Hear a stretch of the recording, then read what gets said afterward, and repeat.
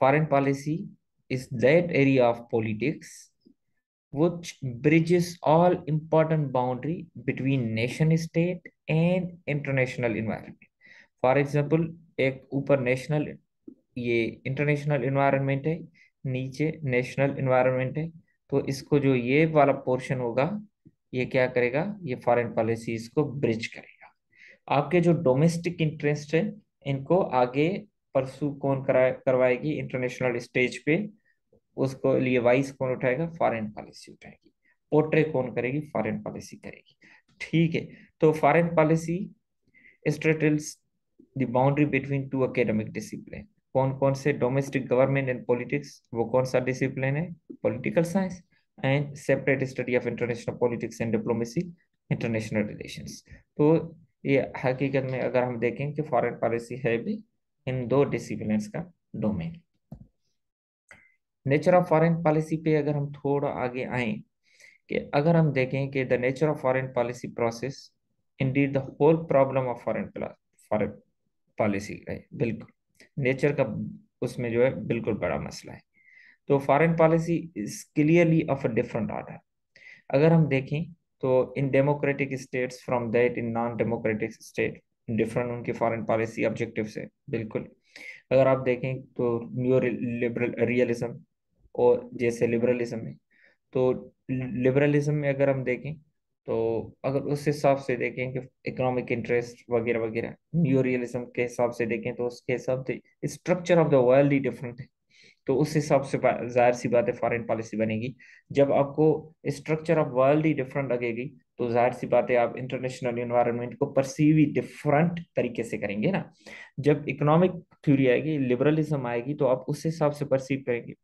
जाहिर सी बात है डेवलप्ड कंट्रीज की डेवलपिंग कंट्रीज के हिसाब से डिफरेंट फॉरेन पॉलिसी है। डेवलप्ड कंट्रीज के मसाइल ही अलग हैं। ठीक है। जैसे यूएस ने एडवाइजरी दी थी कि अफगानिस्तान में सिटीजन्स ना जाए, जब ये तालिबान कब्जा कर रहे थे पूरे मुल्क में। ठीक है। तो कहने का मकसद कि हर जो है कंट्री जो है उनके अपने गोल्स हैं। ठीक है। ग्रेट पावर्स के या जो मीडियम पावर्स हैं उनके अपने गोल्स हैं as compared to the smaller and weaker states. तो ये मसले हैं। अगर हम इसके थोड़ी इवोल्यूशन को देखें कि in European states in 17th and 18th century, foreign policy was clearly a prerogative matter reserve to the crown. अब तो फॉरेन पॉलिसी तो मतलब एक डिपार्टमेंट बन गया है। तो उस वक्त तो डिपार्टमेंट नहीं होता, उस वक्त का सिर्फ क्राउन के ये प्रोरोगेटिव होता था। किस मुल्क के साथ ताल्लुकात रखना चाहे, कैसे ताल्लुकात रखना चाहे, अच्छे बुरे, वार, डिप्लोमेसी, इसका प्रेरोगेटिव होता था शुरुआत में। ठीक है। फिर new states like United states of America बनी। ठीक है। मोनार्की का पावर खत्म होने लगा, यूरोप में भी पीछे होने लगा। तो ये जो फॉरेन पॉलिसी का जो कंट्रोल है, ये कहाँ पे आने लगा, ये लोगों के पास आने लगा, एक इलेक्टेड गवर्नमेंट्स के पास आने लगा। ठीक है। तो ये डिपार्टमेंट की शक्ल में आने लगी। अगर हम आप ही देखिए, अगर फॉरेन पॉलिसी, मैंने आपको कहा कि democratic states non democratic states के डिफरेंट गोल्स होते हैं। जब हमारे पास नॉन डेमोक्रेटिक स्टेट थी, ऑटोक्रेटिक स्टेट थी, जब मुशर्रफ साहब थे, तो हमने अफगानिस्तान वार में जंप किया। ठीक है। हमने वो फॉरेन पॉलिसी अडॉप्ट की। बट जब हमारे पास नवाज शरीफ साहब की हुकूमत थी, डेमोक्रेटिक हुकूमत थी, जैसे भी थी, पर हमारा ऑब्जेक्टिव डिफरेंट था। हम यमन वार में नहीं गए, तो फॉरेन पॉलिसी का गोल डिफरेंट हो गया। ठीक है। तो हर जो आप देखें कि यहाँ पे डोमेस्टिक एलिमेंट इन्वॉल्व हो रहा है, कि जो जिस किस्म का डोमेस्टिक स्ट्रक्चर है, ऑटोक्रेटिक है, मोनार्किकल है या डेमोक्रेटिक है, उस हिसाब से भी आपके फॉरेन पॉलिसी के जो डिसीजन से मोल्ड होते रहते हैं। ठीक है।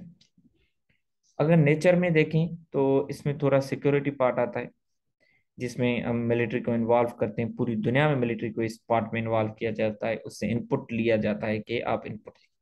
ये पर पॉलिटिकल पार्ट, इसमें मिलिट्री को इन्वॉल्व नहीं किया जाता था, और इकोनॉमिक पार्ट इसमें भी नहीं इन्वॉल्व किया जाता।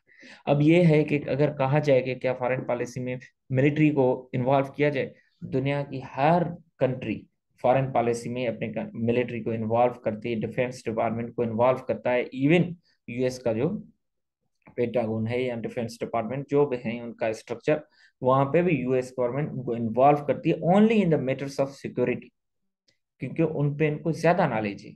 ठीक है। As compared to the political counter parts, तो इनकी नॉलेज ज्यादा है।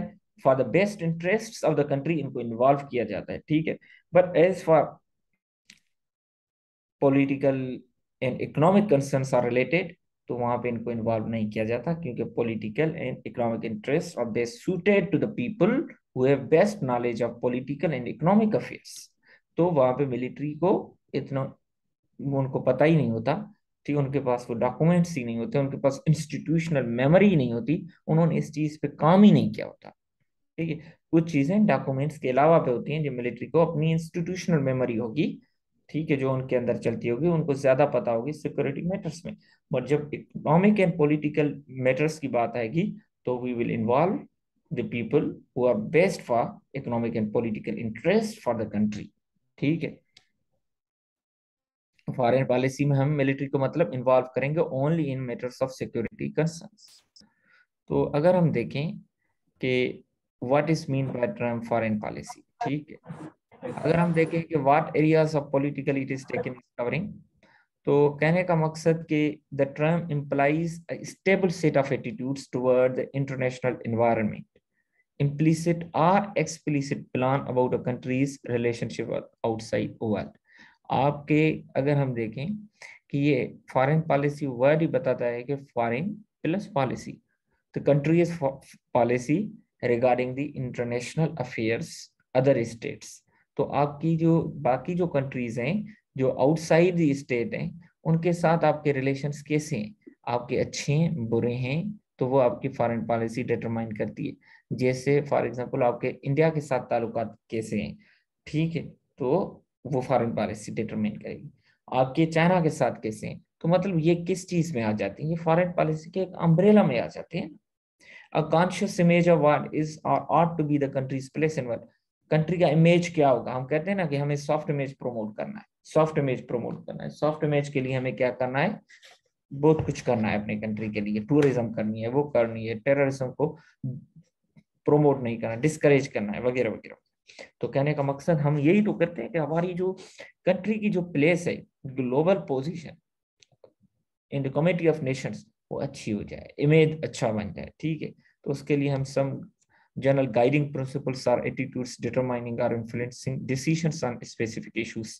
तो हम क्या करते हैं, कोशिश करते हैं कि मुख्तलिफ स्टेक होल्डर्स को इन्वॉल्व करें और एक कॉम्प्रिहेंसिव और जामे फॉरेन पॉलिसी बनाएं, ताकि हमारी जो पोजीशन हो ग्लोबल एनवायरनमेंट में बेस्ट प्लेस हो, ठीक है। तो इसमें अगर हम देखें कि definition of actors in international politics, दो किस्म के एक्टर्स हैं, आप सबको पता है कि एक स्टेट एक्टर्स हैं, दूसरा नॉन स्टेट एक्टर्स है, ठीक है। इसमें हम दोनों को इन्वॉल्व करेंगे। रियलिज्म फोकस करती है non state sorry state actors पे, new realism non state actors खाते में लाती है, बट उसका रोल इतना नहीं मानती, ठीक है।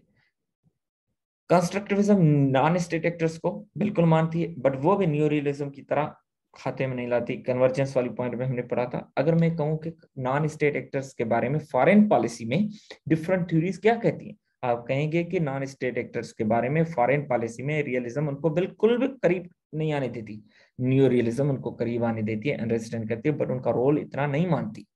इसी तरह न्यू रियलिज्म पे लिबरलिज्म बिल्कुल मानती है, इंडिविजुअल कॉन्शियसनेस, ठीक है। रिपब्लिकनिज्म, डोमेस्टिक इन्वायरमेंट अगर रिपब्लिक है तो बिल्कुल फॉरेन पॉलिसी डिसीजंस पे इन्फ्लुएंस होगा। तो कहने का मकसद ये थ्योरीज ऐसे अप्लाई होती हैं, ठीक है। इसीलिए मैं आपको कह रहा हूँ कि पावर वाला बनाए। इसी तरीके से बाकी दूसरी असाइनमेंट में मैं आपको दूंगा ये कि फॉरेन पॉलिसी में नॉन स्टेट एक्टर्स का role as per the different theories, ठीक है। ये आप नोट भी कर लें और आखिर में आपको लिखवाता भी, ताकि छोटी छोटी चीजें अगर कवर हो जाएंगी हमारे बड़े टॉपिक कवर हो जाएंगे, ठीक।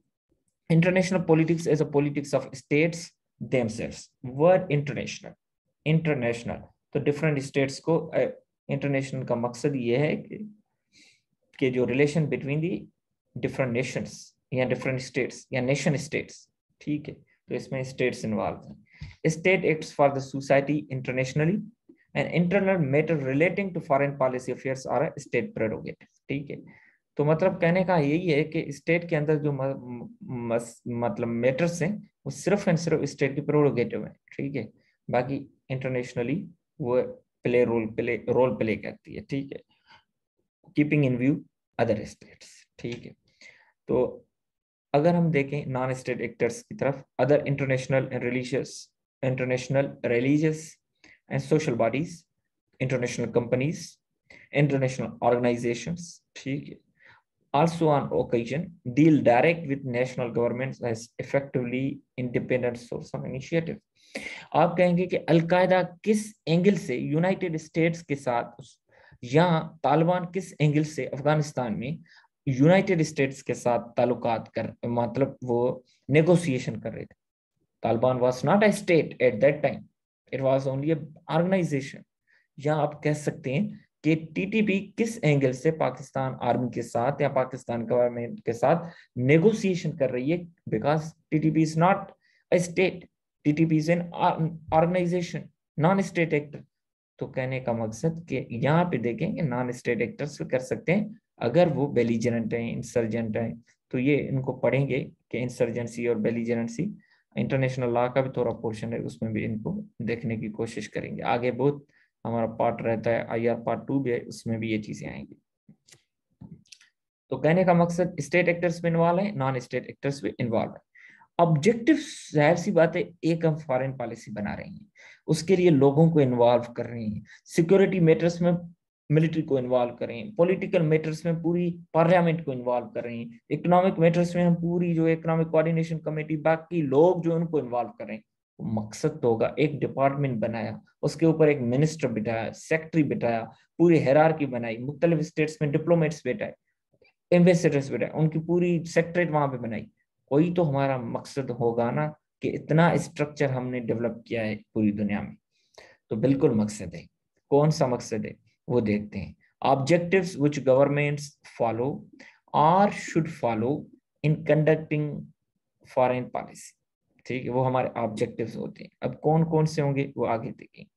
फॉर सम राइटर्स और some analysts of foreign policy, the goals of foreign policy makers are clear and simply defined. Foreign policy कुछ लोग समझते हैं कि बिल्कुल सिंपल गोल्स हैं, कुछ लोगों को लगता है नहीं, सिंपल नहीं, कॉम्प्लेक्स मैटर है। तो कहने का मकसद, सबकी जो इत्तफाक राय है वो उनको पता है कि इकोनॉमिक गेन्स हैं, सोशल प्रेस्टीज है, डोमेस्टिक एडवांटेज है, सॉवरेनिटी है, सबसे पहले टेरिटोरियल इंटीग्रिटी है, ठीक है, डायस्पोरा है, वो आगे भी देखते हैं। अगर हम देखें थोड़ा कि डोमेस्टिक इन्वायरमेंट का इन्फ्लुएंस कितना है, अगर थ्योरी के हिसाब से देखें, ठीक है, नोट करें, नियो रियलिज्म कहती थी कि डिफरेंशिएशन ऑफ यूनिट्स, डेमोक्रेटिक है या ऑटोक्रेटिक है, कोई फर्क नहीं पड़ता। तो आप कहें कि नियो रियलिज्म के मुताबिक कोई डोमेस्टिक एनवायरनमेंट का फर्क नहीं पड़ता, इसका मतलब फर्क पड़ता है तो इन अ सेंस कि डेमोक्रेसी हो या ऑटोक्रेसी हो, उनमें कोई डिफरेंस नहीं है। हाँ, बाकी डोमेस्टिक एनवायरनमेंट का पड़ सकता है। नियो लिबरलिज्म, रियलिज्म, ठीक है, कंस्ट्रक्टिविज्म, डिफरेंट एंगल से इस्तेमाल कर सकते हैं। तो अगर हम देखें कि domestic structure is taken as foreign policy begins where domestic ends policy, हम देखें कि फॉरेन ये टेरिटरी पूरी हुई आपकी, यहाँ पे डोमेस्टिक पॉलिसी एंड हुई, यहाँ से आपकी दूसरी टेरिटरी शुरू हुई, फिर यहाँ से फॉरेन पॉलिसी स्टार्ट। कुछ लोग कहते हैं कि जहाँ पे डोमेस्टिक पॉलिसी एंड हो रही है, यहाँ से फॉरेन पॉलिसी बाद से शुरू हो रही है, ठीक है।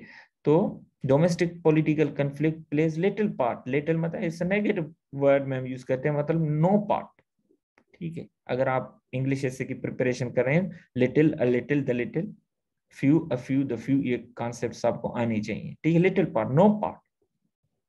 For others, domestic atmosphere plays a vital role in influencing foreign policy decisions, ठीक है। वो फॉर एग्जांपल देखें, पाकिस्तान एंड इसराइल का अगर हम देखें थोड़ा, कि अगर इसराइल का देखें तो जब भी हम इसराइल को रिकॉग्नाइज करने की मीडिया में बात आती है, तो ये बात आने लगती है कि यहाँ पे एहतजाजात शुरू हो जाते हैं, क्योंकि डोमेस्टिक प्रेशर होता है कि हम इसराइल को रिकॉग्नाइज नहीं कर सकते। हम पास्ट लेक्चर में मैंने आपसे डिस्कशन किया था कि हमने इवन दाव कश्मीर को की वजह, कश्मीर वाले कन्फ्लिक्ट में इंडिया को रिकॉग्नाइज किया हुआ है, बट हम इसराइल को नहीं कर सकते। सेंसिटिव मसला है। जब भी कोई रिकॉग्नाइज करने का सोचेगा भी, तो उनको एजेंट करार, जो दिला भी, पता नहीं कौन कौन से जो है उन पे एलिगेशंस लगाए जाते हैं। कहने का मकसद कि क्योंकि वहां पे डोमेस्टिक प्रेशर आ जाता है, तो कहने का मकसद कि Pakistani citizen don't want recognition of Israel. तो डोमेस्टिक पॉइंट यहाँ पे इन्वॉल्व हो गए, ठीक है। सेवरल फैक्टर्स, अब अगर हम दूसरा देखें कि डिटर्मिनेंट्स कौन से हैं, कौन सी चीजें हैं जो फॉरेन पॉलिसी को डिटरमाइन करते हैं कि हमारी ये जो पक्की पक्की फॉरेन पॉलिसी ये होनी चाहिए, कौन से इनपुट्स हैं, कौन से फैक्टर्स हैं जो फॉरेन पॉलिसी को डिटरमाइन करते हैं। These important determinants having a bearing on foreign policy can be broadly classified into three categories. अगर हम देखें, एक है जनरल, जो ऑब्जेक्टिव भी कहें, या स्पेसिफिक, उनको हम सब्जेक्टिव भी कहते हैं या इंटरनल भी कहते हैं, और एक्सटर्नल फैक्टर्स, ठीक है। ये तीन ब्रॉड कैटेगरीज हमने बनाई। जनरल या जिनको हम ऑब्जेक्टिव कहते हैं, उनको अगर आप देखें तो इनमें sovereignty and integrity of state, उस पे कोई कंप्रोमाइज नहीं है, ठीक है। ये हमारी स्टेट है, इसकी आप स्पेस बाउंड्री कोई भी चीज वायोलेट नहीं करेंगे। हम किसके साथ कोई रिलेशन रख रहे हैं नहीं रख रहे, न्यूट्रल पॉलिसी बना रहे हैं, बायलैटरल मल्टीलैटरल, किसी किस्म की आप कोई इन्फ्लुएंस नहीं कर सकते, ठीक है। बट टेक्निकली स्पीकिंग इन्फ्लुएंस तो इस दुनिया में होता रहता है। Interdependence of states, India didn't recognize Israel to alienate Arabs to take the side of Pakistan on Kashmir issue. India ने काफी ऐसे इसराइल को रिकॉग्नाइज नहीं किया हुआ था। क्यों नहीं किया हुआ था? क्योंकि उसको पता अगर मैं करूंगा तो अरब कंट्रीज को एलियनेट कर देंगे और वो कश्मीर इशू पे पाकिस्तान का साथ देंगे सिर्फ सिर्फ। दाओ इंडिया में भी तकरीबन पाकिस्तान से ज्यादा मुसलमान हैं, तो इस पे तो वो डिवाइडेड है। तो इंटरडिपेंडेंस ऑफ स्टेट भी जो है हमारा ये होता है, उससे एक ये होता है कि वार्स भी नहीं होती। हमने पढ़ा है कि लिबरलिज्म में economic cooperation creates interdependence and integration, functionalism भी यही बात है। तीसरा हमारा नेशनल इंटरेस्ट, पूरी रियलिज्म इस पे है, self preservation, security, wellbeing, statism, survival and self help, जिसको हम ये भी कहते हैं। इसमें इंटरनल एंड एक्सटर्नल कंडीशंस को भी हम देखते हैं, पॉपुलेशन, इकोनॉमिक नीड्स, आइडियोलॉजी, हमारा बिल्कुल है कि हमारी आइडियोलॉजी प्रोपेगेट हो, ठीक है। हिस्ट्री एंड कल्चर, हम कोशिश करते हैं कि हमारा कल्चर एंड हिस्ट्री भी प्रमोट हो। Military capacity, social structure, public opinion, हम कोशिश करते हैं कि हमारी मिलिट्री कैपेसिटी भी बढ़े। Public opinion, global public opinion हमारे बारे में अच्छा होना चाहिए। सॉफ्ट में सोशल स्ट्रक्चर, ये हमारे डिटर्मिनेंट्स है, ठीक है। पब्लिक ओपिनियन जैसे इसराइल के बारे में उसको रिकॉग्नाइज नहीं करेंगे, तो ये डिटर्मिनेंट है। सोशल स्ट्रक्चर वो डिफाइन करता है। स्पेसिफिक अगर या और हम उसके बारे में सब्जेक्टिव के बारे में देखें तो कौन से ऑब्जेक्टिव्स हैं, ठीक है। तो स्पेसिफिक एंड सब्जेक्टिव में सिंपल है। और अगर आप देखें कि पाकिस्तान ज्योग्राफी, ठीक, एंड पाकिस्तान ज्योग्राफी क्या कर रही है, connecting to world's largest markets, ठीक है। कौन से लार्जेस्ट मार्केट्स हैं, चाइना को एंड इंडिया को बिल्कुल कनेक्ट कर रही है। और उसके अलावा अफगानिस्तान का जो टफ टेरेन है, पाकिस्तान की पोजीशन को क्या कर रहा है, वो भी स्ट्रेंथन कर रहा है। तो ये भी आपके डिटर्मिनेंट्स होते हैं। अगर हम यहाँ पे ना होते तो अब शायद अफगानिस्तान की वार में हम इंक्लूड ना हुए होते ना। तो आपकी जियोग्राफी भी क्या करती है, आपकी फॉरेन पॉलिसी भी डिटरमाइन करती है। अगर इंडिया एंड पाकिस्तान के बीच में बफर जोन होता तो शायद वो क्लेशेस ना होते, तो उस किस्म से फॉरेन पॉलिसी बनाई जाती। तो इन चीज़ों को हम फॉरेन पॉलिसी बनाते वक्त अपनी जियोग्राफी को बिल्कुल खातिर मिलाते हैं। जैसे चाइना है, साउथ चाइना सी है उसके पास, तो जाहिर सी बात है कन्फ्लिक्ट्स चल रहे हैं, तो उस हिसाब से फॉरेन पॉलिसी अपना वो बना रही है। हिस्ट्री को हम देखते हैं, फॉरेन पॉलिसी ऑफ स्विट्जरलैंड बिल्कुल न्यूट्रल 200 सालों से, तो हिस्ट्री के हिसाब से वो चल रहे हैं। पॉपुलेशन बिल्कुल डिटरमाइन करती है फॉरेन पॉलिसी। चाइना की स्किल लेबर है, तो दुनिया के मुख्तलिफ ममालिक वहाँ पे आती हैं। हमारी diaspora kingdom of Saudi Arabia या यूएई में है, तो हम उस हिसाब से उनको एलियनेट नहीं करने की कोशिश करते, क्योंकि हमारा फॉरेन पॉलिसी उनके मुताबिक बनाते हैं, क्योंकि हमें अच्छे ताल्लुकात चाहिए उनसे, क्योंकि हमारी इतनी बड़ी मिलियंस पॉपुलेशन वहाँ पे रहती है, उनके अर्निंग का सोर्स से। अगर हम उनको एलियनेट करेंगे तो मसला खराब हो जाएगा। इसमें नेचुरल रिसोर्सेज आ जाते हैं, ठीक है। ऑयल रिजर्व्स ऑफ केस है वेनेजुएला, वेनेजुएला के पास पे ऑयल रिजर्व से केएसए के पास में, पर केएसए उनको यूटिलाइज करती है, अपने फायदे के लिए लाती है। तो वो कैसे यूज करती है, यही तो फॉरेन पॉलिसी है ना। उनके पास है, वहां पे तो लोग रोटियां भीख मांग मांग के खाते हैं। इकोनॉमिक फैक्टर्स, इंडिया इकोनॉमी आप देखें रोल प्ले कर रही है फॉरेन पॉलिसी में। अगर उनकी इकोनॉमी इतनी अच्छी ना होती तो जाहिर सी बात है वो उस हिसाब से वो अच्छा रोल या रेस्पेक्ट ना होती मार्केट में। तो ये चीजें क्या करती हैं, रोल प्ले करती हैं। इसमें मिलिट्री कैपेसिटी भी आ जाती है। चाइना मिलिट्री कैपेसिटी देखें, यूएस मिलिट्री कैपेसिटी देंगे, तो उस हिसाब से यूएस की मिलिट्री कैपेसिटी ज्यादा है तो फॉरेन पॉलिसी उसकी उस हिसाब से पूरी दुनिया पे कंट्रोल कर रहा है। चाइना मिलिट्री कैपेसिटी बढ़ाने की कोशिश कर रहा है, ठीक है। तो आप आपकी मिलिट्री अच्छी है, न्यूक्लियर वेपन्स हैं, तो आप उस हिसाब से अपने अपनी डॉक्ट्राइन, न्यूक्लियर डॉक्ट्राइन वगैरह वगैरह पॉलिसीज, डिफेंस पॉलिसीज बनाई हुई है। और दूसरा आइडियोलॉजी, कम्युनिस्ट आइडियोलॉजी, पाकिस्तान की आइडियोलॉजी थी, इंडिपेंडेंट कंट्री हमें लेना है, तो अपने कंट्री ले लिया। तो इसी तरह बाकी आइडियोलॉजीज भी अपना रोल अच्छे तरीके से प्ले करती हैं। जैसे कम्युनिस्ट आइडियोलॉजी है, सोशलिस्ट आइडियोलॉजी, आपको पता है कम्युनिज्म क्या कहती है, सोशलिज्म क्या कहती है, जो मैंने आपसे कल शेयर किया था, आप उसको बिल्कुल देखिए। कैपिटलिस्ट आइडियोलॉजीज, ये आइडियोलॉजीज भी आपकी फॉरेन पॉलिसी डिटरमाइन करती है। जब कम्युनिज्म थी तो कम्युनिज्म कंट्रीज के अलग जो ग्रुप था, ठीक है।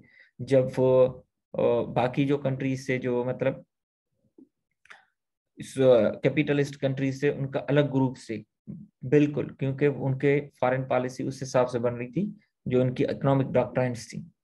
तो कहने का मकसद मतलब इसका ये हुआ कि डिफरेंट जो आइडियोलॉजीज हैं वो डॉक्ट्राइन वो फॉरेन पॉलिसी शेप करने में आपकी क्या करती हैं, आपकी बिल्कुल हेल्प करती हैं। आगे आते हैं कि एक्सटर्नल फैक्टर्स। एक्सटर्नल फैक्टर्स में अगर हम देखें तो इंटरनेशनल ऑर्गेनाइजेशंस बहुत बड़ा रोल प्ले करती हैं। यूएन है, आईएमएफ आपको लोन देता है, तो आप उस हिसाब से रोल प्ले करेंगे ना, आंखें तो नहीं दिखा सकते आईएमएफ को। इंटरनेशनल लेबर ऑर्गेनाइजेशंस, ठीक है। अगर हम देखें कि पाकिस्तान फॉरेन पॉलिसी में, ये तो हम पाकिस्तान के जो फॉरेन पॉलिसी के फेजेस हैं ये तो हम पेपर 2 में पढ़ेंगे, ठीक है। तो अभी मैं आपको बात बताऊं कि पाकिस्तान की पहले जो फॉरेन पॉलिसी थी वो friendliness to all the people, उसके बाद हम सेंटो ज्वाइन की, तो हम यूएस के पोल में आ गए, ठीक है। फिर हमने जो है गलती की, हमें फील हुआ, तो हम फिर जो है ट्रांजिशन वाले फेज में आ गए। फिर जो है हम नॉन अलाइन मूवमेंट वाले जो लोग थे उनके पास मिल गए। तो हमारे डिफरेंट फेजेस हैं, 7-8 फेजेस हैं फॉरेन पॉलिसी के, डिफरेंट लोगों के मुताबिक डिफरेंट नंबर है, ठीक है। बट 7-8 फॉरेन पॉलिसी के पाकिस्तान के फेसेस हैं। तो हमने डिफरेंट फैक्टर्स को देख के अपनी फॉरेन पॉलिसी वक्तन फवक्तन चेंज करते रहेंगे, ठीक है। एक्सटर्नल फैक्टर्स में यूएन की बात की, Yasir Arfat UN United states में है, तो उनका उनके साथ एग्रीमेंट है कि आप क्या करेंगे, जिसको भी हम यहाँ पे इनवाइट करेंगे आप उसको वीजा देंगे।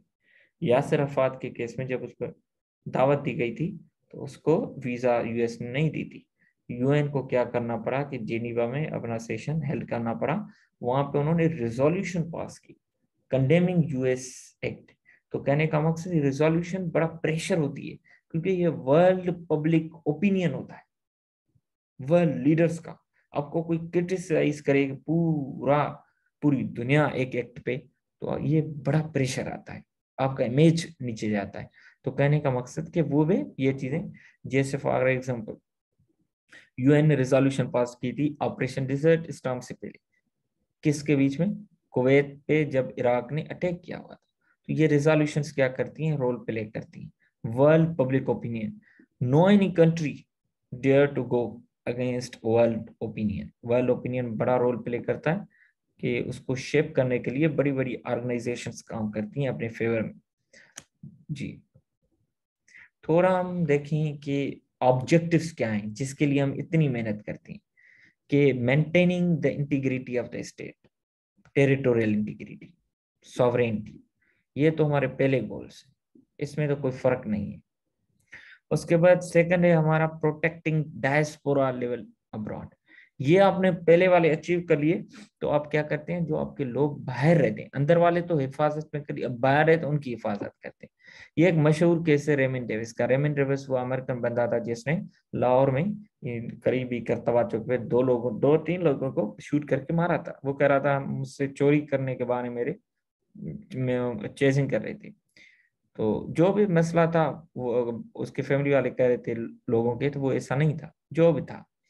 बट रेमन डेविस को बचाने के लिए यूएस एक्टिव हो गई अपने सिटीजन।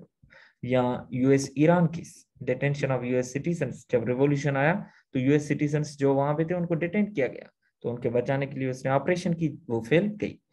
यूएस अफगान एडवाइजरी कि अफगानिस्तान में ना जाओ, यहाँ ये एरिया सिक्योर नहीं है। तो कहने का मकसद उसको अपने सिटीजन्स की परवाह है, तो हर कंट्री को परवाह है, बट पहला गोल अगर हासिल कर लेते हैं तो दूसरे पे वो अच्छे तरीके से ध्यान दे पाते हैं। जिनका पहला गोल ही नहीं अचीव होता, अपने अंदर के सिटीजन की हिफाजत नहीं होती, तो बाहर की कैसे करें। तीसरे पे आता है प्रोमोटिंग इकोनॉमिक इंटरेस्ट। आप सीपेक वाली एपिसोड देखिए, चाइना एंड पाकिस्तान, ठीक है, ये इकोनॉमिक इंटरेस्ट की बात है। पहले वो हमारी टेरिटोरियल इंटीग्रिटी सॉवरेनिटी की ख्याल करती हैं, वहां पे हमारे जो डायस्पोरा रहते हैं उनके साथ सही है, तो तभी इकोनॉमिक इंटरेस्ट की बात आती है। Weapon deal between US and kingdom of Saudi Arabia, $110 billion की ट्रंप ने इनके साथ साइन की थी। तो रिसेंटली जमाल खशोगी का उस वक्त केस हुआ था। Jamal Khashoggi was a journalist, ठीक है, वाशिंगटन पोस्ट में लिखता था, सऊदी सिटीजन था, उसको तुर्की में जो है एम्बेसी में मार दिया गया, टुकड़े टुकड़े करके उसको जो है एसिड में डाल के, जिस तरीके से मारा, तो उसका केस ही नहीं हुआ। तो ये चीजें जो है ह्यूमन राइट्स वगैरह, ये फॉरेन पॉलिसी में इनका रोल इतना है भी, कभी कभी नहीं भी है। प्रोमोटिंग या प्रोटेक्टिंग सॉफ्ट इमेज, हम टूरिज्म, इमरान खान साहब होते थे वो हर बात ये कहते थे कि हमें अपना सॉफ्ट इमेज को प्रमोट करना है, सॉफ्ट इमेज को अच्छा करना है। किस तरीके से, टूरिज्म के ऑपरेशन रद्दुल फसाद की, दूसरी ऑपरेशन की काउंटर टेररिज्म रिस्पांस, एफएटीएफ के हम जो है जो पॉइंट्स थी उनका कंप्लायंस करने लगे। कहने का मकसद कि सॉफ्ट इमेज कंट्रीज अपना अच्छा करने के लिए कोशिश करती हैं। उसके बाद अगर हम देखें कि फॉरेन पॉलिसी के जो इंस्ट्रूमेंट्स है वह अचीव कैसे करते हैं, सबसे पहले तो हम कोशिश करते हैं डिप्लोमेसी, उसके बाद आता है मिलिट्री पावर, ठीक है। डिप्लोमेसी में हम क्या करते हैं, आर्ट ऑफ नेगोशिएशंस, अपने डिप्लोमेट्स डेलीगेशंस, उसमें आप देखें ताशकंद का agreement, Shimla agreement, Iran nuclear deal between US and किसके बीच में, ईरान के बीच में, ये ऊपर वाले पाकिस्तान एंड इंडिया के बीच में, यूएस अफगान डील, ये क्या है, अपने इंटरेस्ट हासिल करने जो फॉरेन पॉलिसी गोल्स हैं। यूएस ने कहा कि यहाँ पे डेमोक्रेसी होगी वगैरह होगा, ये चीजें होगी, औरतों पे जुल्म नहीं होगा, तो वो यूएस अफगान डील में ये पार्टिसिपेंट्स होगा, इनको इन्वॉल्व करेंगे, आप ये नहीं करेंगे, यूएस पर अटैक नहीं करेंगे। फॉरेन पॉलिसी की ये उनके इंस्ट्रूमेंट के लिए उन्होंने टॉक्स किए, उनके साथ कामयाब ये डील हो गई। अगर नहीं होते तो वार करते हैं, जैसे यूएस ने अटैक किया था अफगानिस्तान पे आफ्टर द बैकड्रॉप ऑफ 9/11। क्या मकसद था उसका, foreign policy to dismantle al Qaeda and Taliban, वो उसने किया या नहीं किया, उनके मुताबिक तो किया, तो उसने वार भी लड़ी अपने गोल को परसू करने के लिए। बैलेंस ऑफ पावर हम अचीव करते हैं, सर्वाइवल सबसे पहले फॉरेन पॉलिसी का हमारा गोल होता है। वारसा पैक्ट कम्युनिस्ट वाले थे, नेटो अलायंस कैपिटलिस्ट वाले थे, ज्वाइन किए, अपने अपने इंटरेस्ट की हिफाजत करने लगे। इसमें कलेक्टिव सिक्योरिटी मॉडल आ जाता है, जिसमें लीग ऑफ नेशन हो गया, यूएन हो गया, एमडीजीज एंड एसडीजीज यूएन ने बनाया। ये डिफरेंट जो ट्रेडिशनल सिक्योरिटी पैराडाइम से निकल के नॉन ट्रेडिशनल सिक्योरिटी की तरफ हम गए। तो डिफरेंट गोल्स था, इकोनॉमिक इंटरेस्ट, पॉवर्टी से निकल के आना, जीरो हंगर करना वगैरह वगैरह, डिफरेंट गोल्स थे, education, health, climate change, life below water, ठीक है। तो बहुत सारे cooperation on the share goals. तो इन चीजों पे क्या करने लगे हम, कलेक्टिव सिक्योरिटी मॉडल, हमारे फॉरेन पॉलिसी जो है उसको अचीव करने के लिए। पाकिस्तान ने सीटो सेंटो ज्वाइन किया, क्यों, सिक्योरिटी ऑफ द स्टेट के लिए, क्या, बाकी कंट्रीज ने नेटो ज्वाइन किया, ठीक है, अलाई पार्टनर बना पाकिस्तान, क्योंकि अपनी सर्वाइवल के लिए बना, ठीक है। अब बात आती है कि फॉरेन पॉलिसी बनाता कौन है, इतनी बड़ी अगर चीज है तो कोई बनाने वाला भी तो होगा, लायक बंदा होगा। तो इसमें बहुत सारे स्टेक होल्डर्स हैं। जिसको हम प्रेसिडेंट कहते हैं, प्राइम मिनिस्टर कहते हैं, कैबिनेट कहते हैं, फॉरेन मिनिस्टर कहते हैं, पार्लियामेंट कहते हैं, और सिक्योरिटी ऑर्गेनाइजेशन, ये specially in matters of the क्या है, सिक्योरिटी में।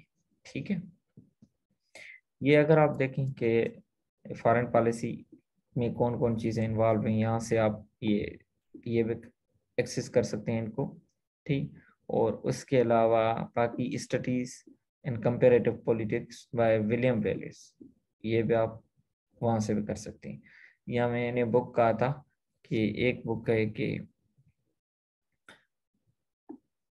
वो बुक है study of international relations theory and practice, doctor Sultan की। ठीक है, तो वहाँ से जस्ट देखनी है, अगेन कह रहा हूँ नोट्स नहीं बनाने, रिकमेंड नहीं कर रहा। ठीक, तो आपको आइडिया होगा कि किस चीज़ की तरफ जाना है। उसमें थोड़ी डिफरेंट कंट्रीज की फॉरेन पॉलिसी भी दी है, वो IR पार्ट 1 के हिस्सा नहीं है, पार्ट 2 का है, तो हम पार्ट 2 में करेंगे। तो इन चीज़ों पे फोकस करें। ठीक है, तो अगर कोई क्वेश्चन आपका है तो आप पूछ सकते हैं। ठीक।